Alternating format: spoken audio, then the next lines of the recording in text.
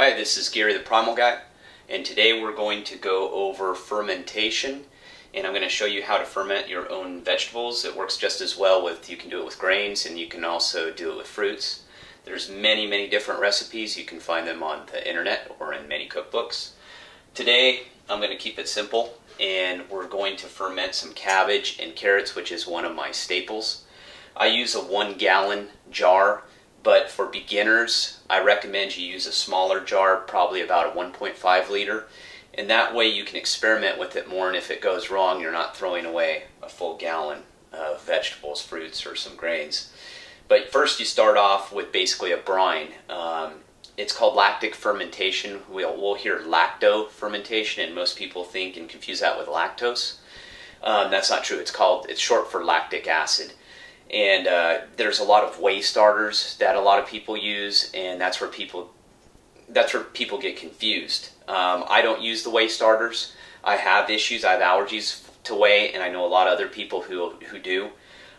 It just changes. It speeds up the process a little bit, and it also will change and sour the flavor a little bit more for preference. If you wish to do that, you just have to experiment. There's no easy way to do it. But to get started, what I do is I prepare my vegetables, and right here I have some cabbage and carrots in there, and it's about 2 pounds of carrots and roughly 2 to 3 pounds of cabbage. I haven't cut all of it up in the beginning because I left a little behind, because what will happen is if you cut it all up and you have too much, well, now you've messed up. Now you got to eat that quickly, if you don't have enough time, it'll go bad. But first thing you do with your brine solution is it is 1 liter of water.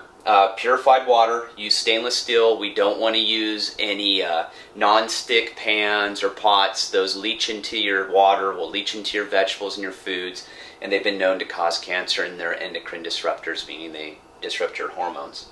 So we always want to use stainless steel. You can go to GarysHealthTips.com in my resources, and I actually have a link to stainless steel pots that are very economical that you can buy online.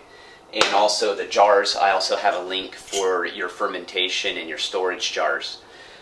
Basically what they consist of is just a gasket seal. If you remember maybe your mom or grandmother, when they would do jarring, or they would use these right here. And the reason is because they create an airtight seal. But as fermentation, what will happen is it'll release gases. So sometimes people are afraid that it'll blow the jar up, and it can happen, and it does happen. But I've noticed with vegetables that it doesn't seem to be an issue. The gases will build up naturally. They'll leak out if there's too much pressure out of the jars. But just to be warned that these will blow up if there's too much pressure on them. So there's also gas, I call them gas bleeders or bubblers, that the jars come with, which I have. But like I said, I've noticed with the vegetables you really don't need it. So what we have our vegetables, and simply all you're going to do is you're going to put your pre-cut vegetables. Some people will use a food processor and grind them up into like a coleslaw, but I don't do that. I like to chop them up. And for simple seasoning, I use this. There's many seasonings you can use, but for me, I keep it real basic, and I use yellow mustard seed that you can get at any store. I get it at my local health market. And you just pour some in there. I have no rhyme or reason behind it. I don't really measure. I'm one of those guys. I just do it. So I look, and usually as if the bottom's coated with them, that's usually good enough for me. That's usually enough. And what I will do is I also like to add dillweed. So it gives it almost kind of a slight pickled flavor. And I really like it. But you don't have to use a ton. Like I said, I don't measure. I'm an imperfectionist. I like every batch to be different. So we'll probably put in most of it here. And again, you have to experiment. I could give you a certain amount to put in there, but you may not like that flavoring. And what I've done is I've just experimented, and I kind of know roughly eyeball test of what I need to have in there. I do something a little different, and the purists are going to be mad at me on this one.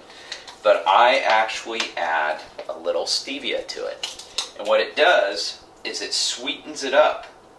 and gives you a nice sweet hint to your fermented vegetables. It works very well with coleslaw and carrots. That's where I use it. I don't use it in everything, but I just use a little bit. It doesn't take much. I'm not trying to make it super sweet. Just give it a little hint.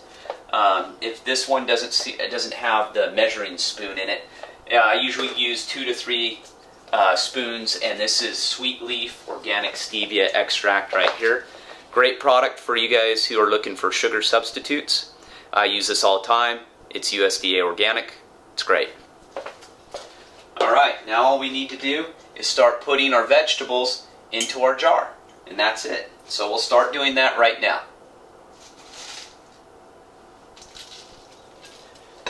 Try not to make a mess like I do.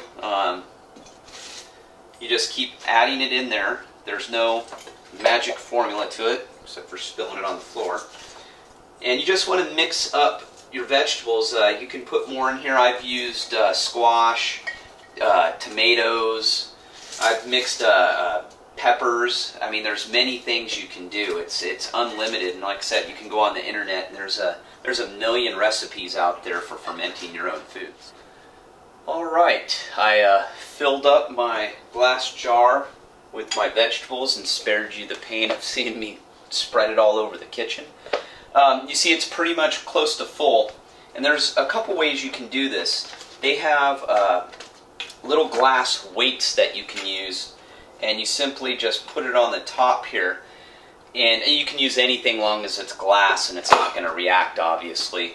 And you just put it on the top here like this, and this will help tamp it down and keep it tamped down instead as things start to float to the top. Now I have my brine right here, and what I do is I slightly heat the water to help dissolve the salt. And what it is it's just 3 tablespoons of salt, sea salt, and then 1 liter of filtered or purified water. Now it's very simple. That's it. I start with this, even on the gallon one, and then I'll add more if I need to. Instead of making too much, I'd rather have a little less, and that way I can top it off if needed to. But all you do is take your brine solution, and hopefully I won't spill it all over the place, and you just simply pour it in. And you're going to see that it fills it to about, this one filled to about halfway. So what I'll have to do is I'm going to have to prepare another liter with 3 tablespoons of salt, and I'll fill this up, and I want to make sure that the water is covering all of my vegetables. I don't want my vegetables poking out of the water. Alright, I have filled up my jar with the brine, and it's up to the top, and I put my little glass way down here, so I'll keep all of my vegetables down in the brine. And all you simply do is make sure your lid's on. Put your lid on, clamp it down, it's sealed up. You can see here, I'll show you this bad boy. So we're about ready to have us some fermented vegetables here in about 14 to 16 days. What I do, like I said, it's a nice temperature right now, so I'm just going to leave it out for 48 hours. Let me give you a nice little trick. I learned this the hard way. I was so enthusiastic, ready to ferment, woo! Forgot to write it down.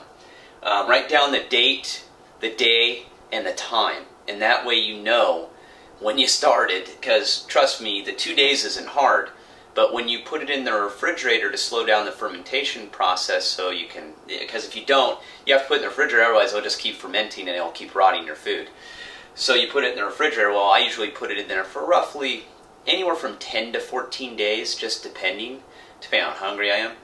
But you want to make sure you write it down so you know, otherwise you'll have no clue.